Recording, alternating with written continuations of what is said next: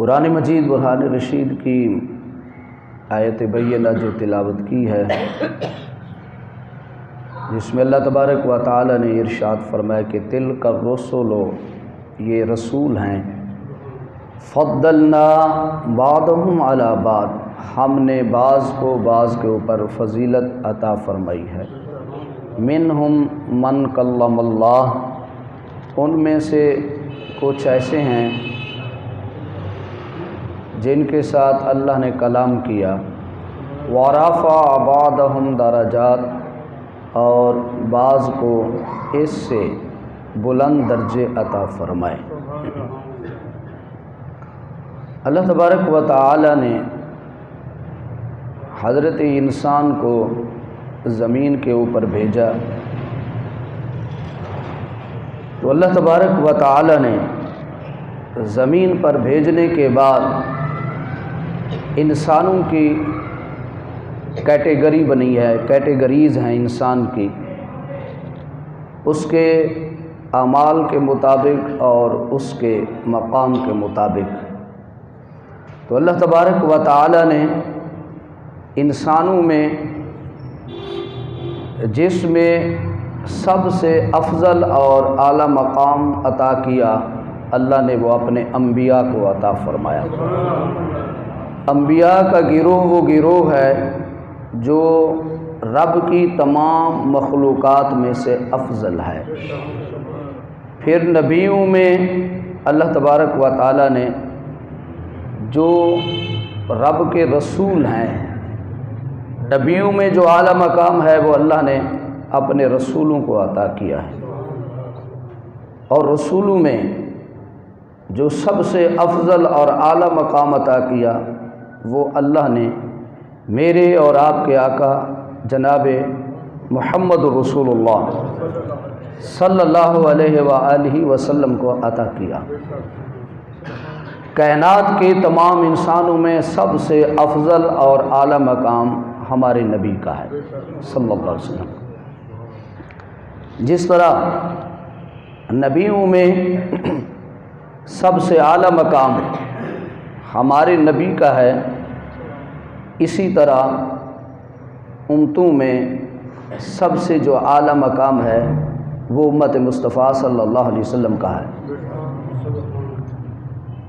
حضرت عمر رضی اللہ تعالی عنہ، ابن عمر رضی اللہ عنہما حدیث کے راوی ہیں، آپ فرماتے ہیں کہ آقا علیہ الصلاۃ والسلام نے ارشاد فرمایا کہ تمام امتوں میں، تمام انبیاء کی امتوں میں بعض لوگ یعنی چند لوگ ہوں گے جو جنت میں جائیں گے، لیکن آقا علیہ الصلاۃ والسلام نے ارشاد فرمایا کہ میری امت کے سارے ہی لوگ اللہ تبارک و تعالی جنت میں داخل فرمائے گا، اور یہ مقام صرف امت مصطفیٰ صلی اللہ علیہ وسلم کو حاصل ہوگا۔ حضرت عبداللہ ابن عباس رضی اللہ عنہما حدیث مبارکہ کے راوی ہیں، آپ فرماتے ہیں کہ آقا علیہ الصلاۃ والسلام کی خدمت میں ایک شخص آیا جو کافر تھا، اور اس کا نام تھا مطرح بن حداد۔ یہ آقا علیہ الصلاۃ والسلام کی خدمت میں حاضر ہوا اور آ کر کہنے لگا، کیا آپ اللہ کے رسول ہیں؟ تو آقا علیہ الصلاۃ والسلام نے ارشاد فرمایا، ہاں میں اللہ کا رسول ہوں۔ تو وہ شخص کہنے لگا، آپ اللہ کے رسول ہیں تو اللہ تبارک و تعالی نے آپ کو جو امت عطا فرمائی ہے، میرے سامنے اپنی اس امت کی مجھے فضیلت بتائیے کہ اللہ نے آپ کی امت کو کیا مقام اور مرتبہ اور کیا شان عطا فرمائی ہے، اور پھر مجھے یہ بتائیں کہ آدم سے لے کر عیسیٰ تک اللہ نے جو رسول بھیجے، ان رسولوں کی امتوں پر اللہ نے آپ کی امت کو کیا فضیلت عطا فرمائی ہے۔ تو حضرت عبداللہ بن عباس رضی اللہ تعالی عنہما فرماتے ہیں آقا علیہ الصلوۃ والسلام نے ارشاد فرمایا کہ جس طرح اللہ تبارک و تعالی نے مجھے تمام نبیوں کے اوپر فضیلت عطا فرمائی ہے، اسی طرح اللہ نے میری امت کو بھی تمام رسولوں کی امت کے اوپر فضیلت عطا فرمائی ہے۔ تو جب آقا علیہ الصلوۃ والسلام نے یہ کہا تو اس اعرابی نے بڑی حیرانگی کا اظہار کیا، وہ بڑا حیران ہوا کہ یہ کیسے ہو سکتا ہے، یہ کیسے ممکن ہے، کیونکہ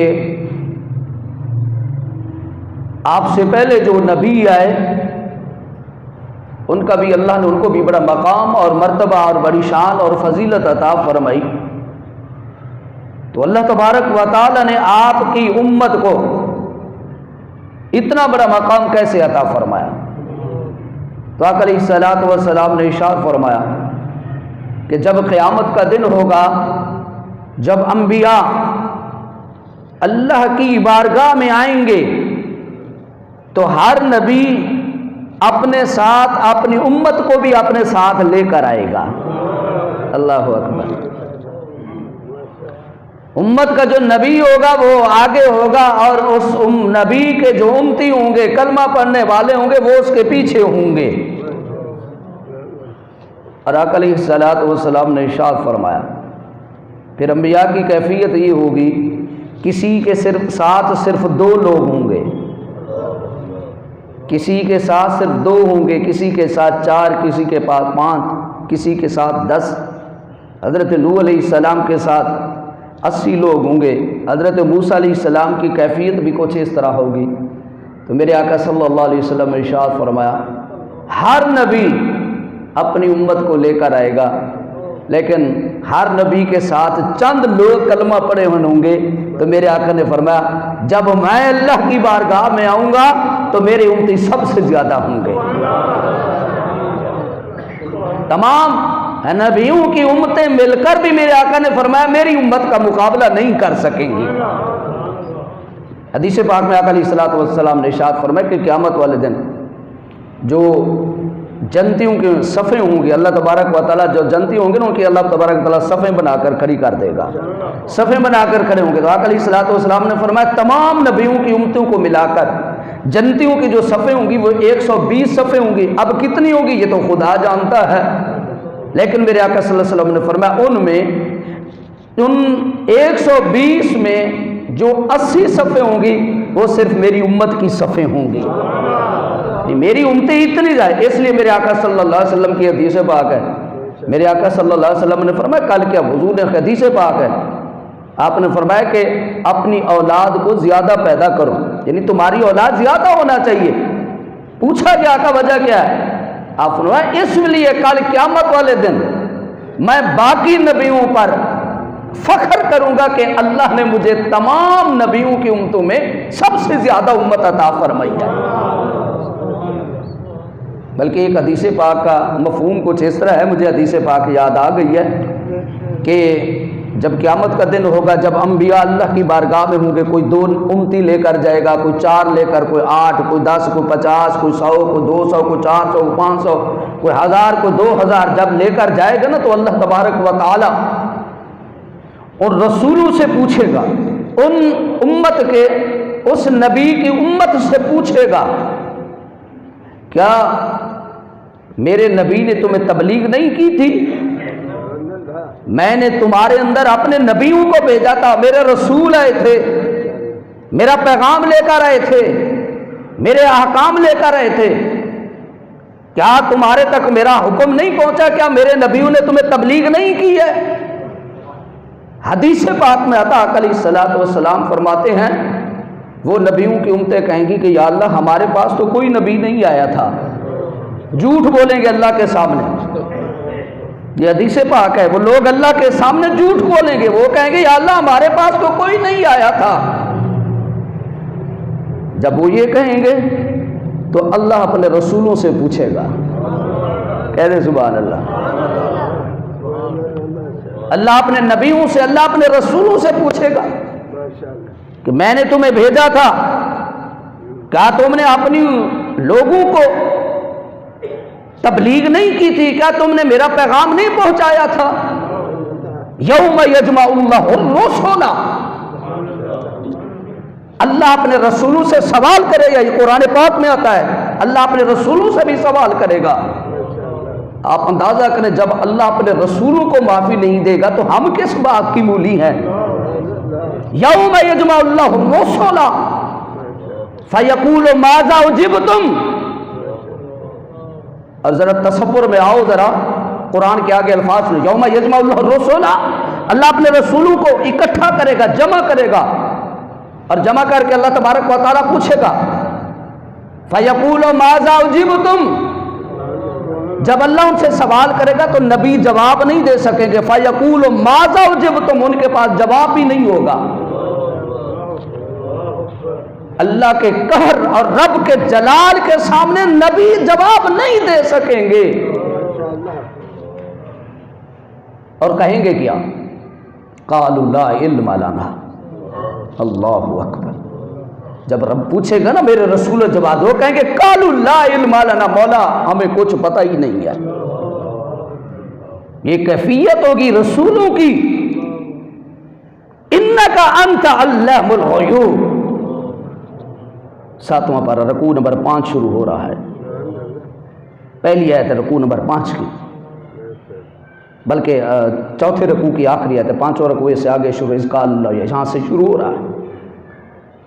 رسول کہیں گے لا علم لنا انک انت علام الغیوب، مولا ہمیں کسی چیز کا علم نہیں ہے، تو سارے غیب کو جاننے والا. یہ کیفیت ہوگی جب قیامت کا دن ہوگا. اللہ کے جلال کے سامنے رسول بھی خاموش ہو جائیں گے. بلکہ حدیث پاک میں آتا ہے جناب آدم اپنے گھٹنے ٹیک دیں گے. یہ کیفیت ہوگی. لیکن یہاں پر میرے محبوب کا کلمہ پڑھنے والے تم فخر کرو. اللہ اکبر. میرے آقا فرماتے ہیں جب نبی چپ ہو جائیں گے، کوئی رسول اللہ کے سامنے نہیں بول سکے گا. اس وقت اگر اللہ کے سامنے بولے گا وہ تو تمہارا رسول محمد رسول اللہ ہوگا. آدم سے لے کر عیسیٰ تک نبیوں کی زبانیں خاموش ہوں گی. رب کے سامنے کوئی بول نہیں سکے گا. اس وقت بھی اگر بولے گا تو تیرا اور میرا نبی بولے گا صلی اللہ علیہ وسلم. تو جب اللہ اپنے رسولوں سے پوچھے گا اے میرے رسولوں یہ بتاؤ، تم کوئی 2 امتی لے کر آ گیا، کوئی 4، کوئی 7، کوئی 10، کوئی 50، کوئی 100، 1000، کیا تم نے اپنے امت کو تبلیغ نہیں کی تھی؟ تو رسول کہیں گے مالک ہم نے تو پوری ایمانداری سے تیرے حکم کو آگے لوگوں تک پہنچا دیا تھا. مولا ہم نے بڑی بڑی فرعونی نمرودی طاقتوں کا مقابلہ کیا تھا، ہمیں آگ میں ڈالا گیا، ہم نے پھر بھی تیرے حکم کو پہنچایا. ہماری گردنوں پہ آرے چلائے گئے، ہم نے پھر بھی تیرے حکم کو پہچانا. ہم نے اپنی جان کی پرواہ نہیں کی تھی. مالک تیرے حکم کو دن رات صبح شام ہر بندے تک پہنچایا. اب امتیں کہیں گی کہ نہیں پہنچایا. رسول کہے گا. اب اللہ تبارک و تعالیٰ کیا کہے گا؟ میرا رب فرمائے گا کہ اے میرے رسولو، اگر تم نے میرا پیغام میرے بندوں تک اپنے لوگوں پر پہنچایا تھا تو اس پر کوئی گواہ پیش کرو. توجہ ہے اس پر. اللہ اکبر. اب رسول کہیں گے، ابراہیم کہے گا، اسماعیل کہے گا، موسیٰ کہے گا، عیسیٰ کہے گا، جناب حضرت داؤد کہیں گے، جناب حضرت سلیمان کہیں گے. سارے نبی کیا کہیں گے؟ یا اللہ ہم نے تیرا پیغام پہنچا دیا. رب کہے گا اس پر گواہ لو. تو رسول کہیں گے یا اللہ ہماری گواہی تیرے نبی کی امت دے گی. کہہ دو سبحان اللہ.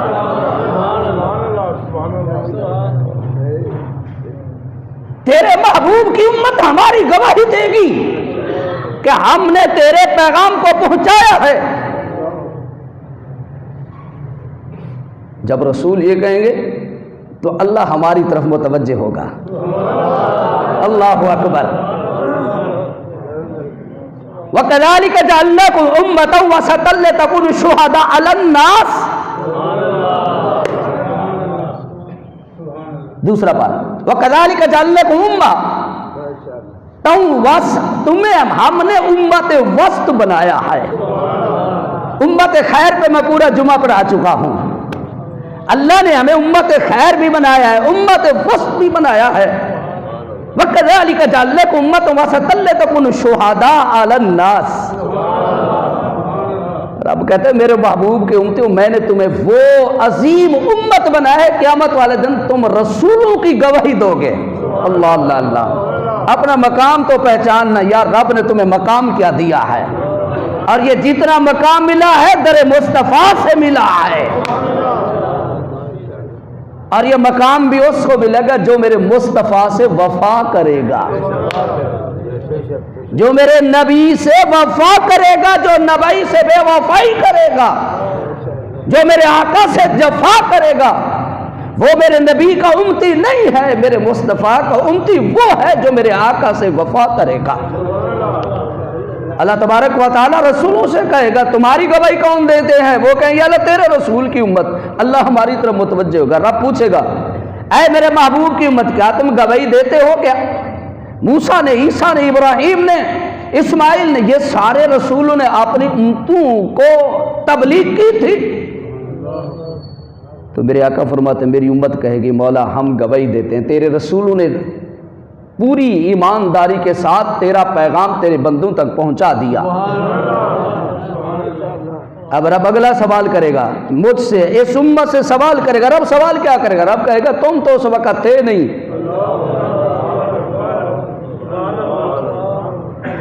نہ ہم کسی نبی کا دور ہم نے دیکھا، ہم نے تو اپنے نبی کا بھی دور نہیں دیکھا ہے، لیکن خدا کی قسم پھر بھی خوش قسمت ہو، ہم پھر بھی خوش قسمت ہیں کہ 15 صدیاں گزر گئی، ہمارے نبی اس دنیا سے چلے گئے، بن دیکھے ہم اپنے نبی کا کلمہ پڑھتے ہیں۔ تو اللہ تبارک و تعالیٰ فرمائے گا تم نے تو دیکھا ہی نہیں، تم کیسے گواہی؟ کیونکہ گواہ کے لیے ضروری ہے موجود ہونا، گواہ کے لیے ضروری ہے، اگر گواہ موجود نہیں ہے اس کی گواہی ناقص ہے۔ رب کہے گا تم تو تھے نہیں، پھر تم کیسے گواہی دو گے؟ اگلا جملہ سنو، میرے آقا فرماتے ہیں میری امت کہے گی مولا ہم تو نہیں تھے پر ہمارے نبی نے ہمیں بتا دیا تھا، ہم نے جس نبی کا کلمہ پڑھا اس نبی نے ہمیں بتایا کہ آدم نے اپنے رب کا پیغام پہنچایا، آدم سے لے کر عیسیٰ تک جتنے بھی اللہ نے نبی بھیجے ان تمام نبیوں نے اپنی پوری امانت داری کے ساتھ اللہ کے پیغام کو پہنچایا۔ تو میرا رب فرماتا ہے اللہ رسولوں کی گواہی میری امت کی گواہی کو قبول فرما لے گا۔ تو حدیث میں نے جو شروع کی تھی ضمناً بات آ گئی تھی اس موضوع کے مطابق، وہ شخص کہنے لگا، مطرح بن حداد کہنے لگا کہ اے محمد صلی اللہ علیہ وسلم یہ کیسے ہو سکتا ہے؟ آپ کی امت باقی نبیوں کی امت سے افضل کیسے ہو سکتی ہے؟ یہ مقام یہ رتبہ کیسے مل سکتا؟ حالانکہ تو سب سے آخر میں رہی ہے اور مقام سب سے اعلیٰ مل رہا ہے، شان سب سے زیادہ مل رہی ہے، عظمت سب سے زیادہ مل رہی ہے، فضیلتیں سب سے زیادہ مل رہی ہے، اس کی وجہ کیا ہے؟ میں نے کنتم خیر امہ میں ایک جملہ کہا تھا، آج وہ جملہ اس تقریر میں دوبارہ لٹانا چاہتا ہوں۔ تو اللہ تبارک و تعالیٰ فرماتا ہے اے میرے محبوب کی امت، میں نے یہ جو تمہیں یہ مقام دیا ہے یہ مقام تمہیں تمہاری وجہ سے نہیں ملا، یہ جو عظمت ملی ہے تمہیں محمد عربی کی وجہ سے ملی ہے، صلی اللہ علیہ وسلم کی وجہ سے، ورنہ رہے تمہارے کرتوت، تمہارے اعمال،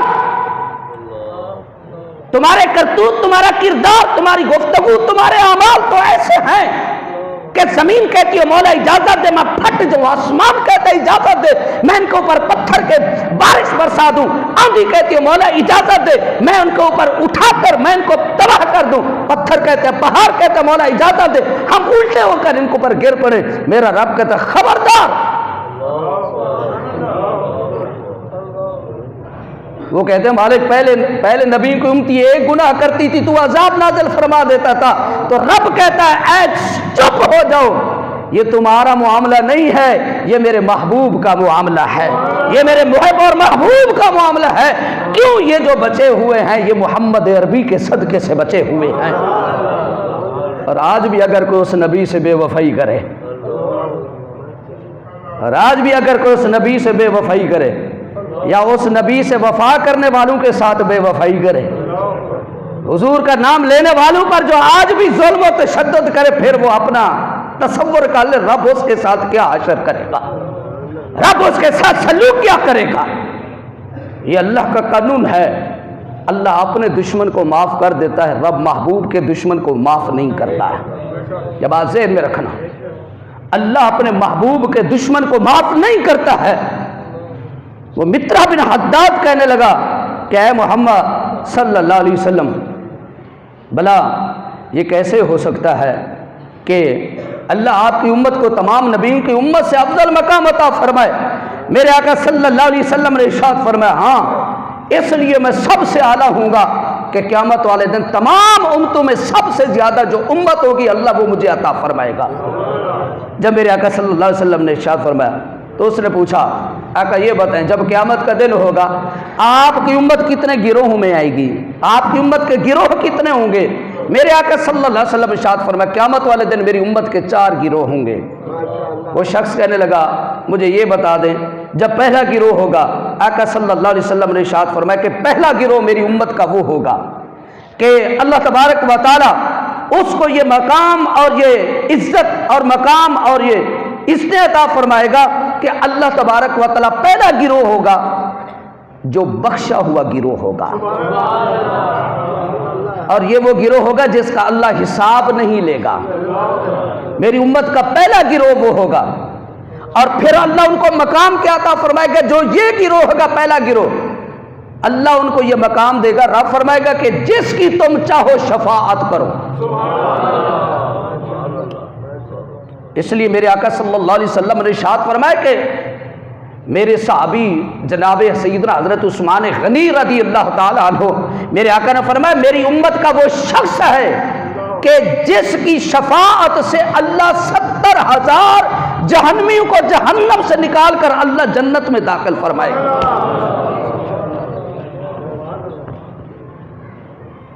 علماء آئیں گے، فضلاء آئیں گے، حفاظ آئیں گے، قاری آئیں گے، شہداء آئیں گے، یہ وہ لوگ آئیں گے، حافظ قرآن آئے گا جس کی برکت سے اللہ 10 جہنمیوں کا جہنم سے نکالے گا۔ عالم دین کی اللہ 70 عالم دین کی وجہ سے 70 جہنمیوں کو اللہ جنت میں داخل کرائے گا۔ 70 شہید، اللہ ایک شہید کی سفارش سے 70 جہنمیوں کو جنت میں داخل فرمائے گا۔ یہ مقام ہوگا، پہلا گروہ وہ ہوگا جو خود بخشا ہوا ہوگا اور دوسروں کی بھی شفاعت کر کے اس کو اپنے ساتھ جنت میں لے جائے گا۔ تو معذر لوگ کہتے ہیں جی قیامت والے دن کوئی کام نہیں آئے گا، یہ بات ذہن میں رکھنا، نا ہر بندہ کام نہیں آئے گا، ہر ایرا غیرہ نتھو خیرہ نہیں کام آئے گا۔ من ذا الذی یشفع عندہ الا باذنہ، من ذا الذی یشفع عندہ الا باذنہ، اللہ جس کو اجازت دے گا وہ اللہ کے حکم سے شفاعت کرے گا، وہ سفارش کرے گا۔ حافظ قرآن کو کہے گا جس کو چاہتا ہے 10 بندوں کو جس کو چاہتا ہے جہنم سے نکال کر جنت میں لے جاؤ۔ عالم دین کو کہے گا 70 لوگوں کو جس کا دل چاہتا ہے، پابندی نہیں ہے، جس کا دل چاہتا ہے۔ شہید کو کہے گا جس کے بارے میں تو کہتا جاؤ میں اس کو جہنم سے نکالتا جاؤں گا۔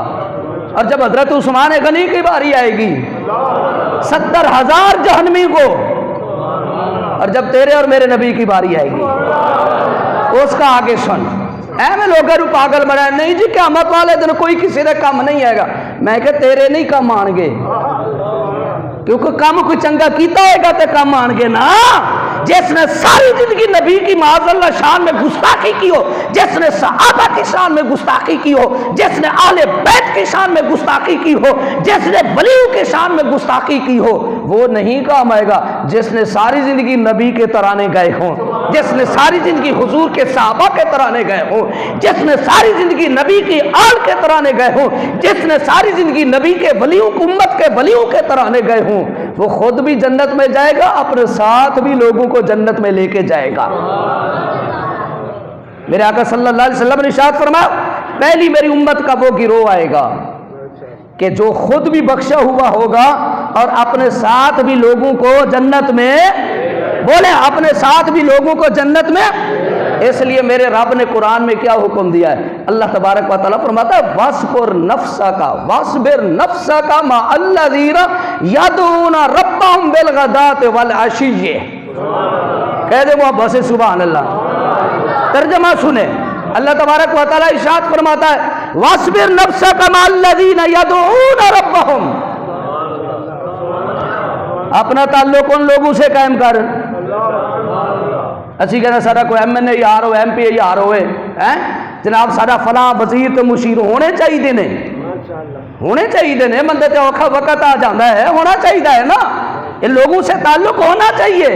لیکن میرا رب کہہ رہا ہے کہ تم تعلق کیسے بناؤ؟ رب کہتا ہے وَاصْبِرْ نَفْسَكَ مَعَ الَّذِينَ يَدْعُونَ رَبَّهُمْ، میرا رب فرماتا ہے اپنا تعلق ان سے بنا جن کا تعلق تیرے رب سے ہے، ان لوگوں سے اپنا تعلق قائم کر جن کا تعلق تیرے رب سے، یدعون ربہم، جو صبح شام تیرے رب کو پکارتے رہتے۔ مولا فائدہ کیا ہوگا؟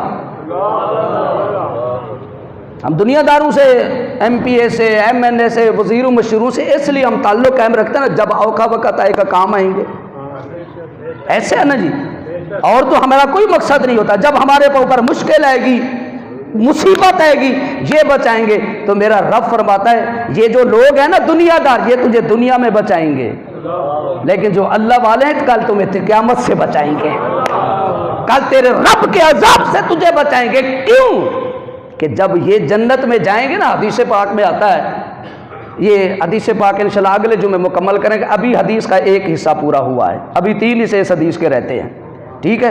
اگلی حدیث کو میں آخری بات عرض کر کے بات کو ختم کرتا ہوں۔ یہ حدیث کل اگلے جمعے انشاءاللہ یہاں سے شروع کریں گے، تو جو شوق رکھتا ہے تو آ جائے کرے جلدی، پوری حدیث پاک جو سن لے گا۔ میں اس حدیث کو یہاں پر ختم کرتا ہوں اور میں آخری بات عرض کر کے پھر تقریر کو، گفتگو کو ختم کرتا ہوں کہ ان لوگوں سے جو اپنے رب کو، جن کا تعلق اللہ سے ہے، یہ قیامت والے دن فائدہ دیں گے۔ حدیث پاک میں آتا میرے آقا صلی اللہ علیہ وسلم نے فرمایا فرشتے ایک بندے کو پکڑ لے کر نا جنت میں لے کے جا کے رہوں گے، اور ایک بندہ جہنم میں ہوگا، تو وہ جو جہنمی ہوگا نا وہ جنتی کو پکارے گا کہ تو نے مجھے پہچانا نہیں ہے۔ وہ جہنمی کہے گا، جنتی سے کہے گا، اس کو جب جنت میں لے کے جا رہے ہوں گے، وہ جہنمی کہے گا کہ کیا تو نے مجھے پہچانا نہیں ہے؟ وہ کہے گا یار میں نے تو تجھے نہیں پہچانا۔ تو وہ کہے گا وہ وقت یاد کر، ایک مرتبہ تجھے وضو کے لیے پانی کی ضرورت پڑی تھی، ایک وقت تجھے وضو کے لیے پانی کی ضرورت پڑی تھی، میں نے تیرے لیے پانی کے، وضو کے پانی کے لیے اہتمام کیا تھا، میں دنیا میں تیرے کام آیا تھا، اب مہربانی فرما تو بھی میرے کام آ جا، تو بھی مہربانی فرما میرے کام آ جا۔ تو آقا صلی اللہ علیہ وسلم نے فرمایا وہ بندہ کہے گا مالک میں تمہیں کہتا ہوں مالک اس پہ بھی کرم فرما دے، مالک میں تیری بارگاہ میں، کیونکہ تو نے کہا نا من ذلذی یشفع عندہ الا باذنہ، مالک تو اجازت دے گا جس کو وہ تیرے ان کی شفاعت کرے گا، مالک کرم فرما دے، اس کو بھی جنت میں داخل فرما دے۔ میرا رب فرمائے گا میرے بندے میں نے تیری سفارش کو قبول کیا ہے، رب فرمائے گا میرے اس بندے کی وجہ سے اس کو جہنم سے نکال کر جنت میں داخل فرماؤ۔ تو لوگوں وَاصْبِرْ نَفْسَكَ مَعَ الَّذِينَ يَدْعُونَ رَبَّهُمْ، حضرت شبلی حضرت بازی بستامی کہتے ہیں کہ میں نے ایک بندے کو دیکھا پاگل ہوا پھرتا تھا، پاگل ہو گیا، تو کہتے ہیں میں نے اسے پوچھا کہ کیوں پاگل ہو گیا ہے؟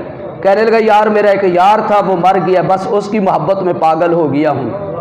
اب جملہ سنیں، حضرت بازی بستامی کہتے ہیں کہ یار اس کو بناتا جو مرتا ہی نہیں ہے، تو نے یار ہی اس کو بنا لیا جو چند دنوں کا مہمان تھا، یار اس کو بناتا جو تجھے قبر میں بھی ساتھ دیتا، جو حشر میں بھی ساتھ دیتا۔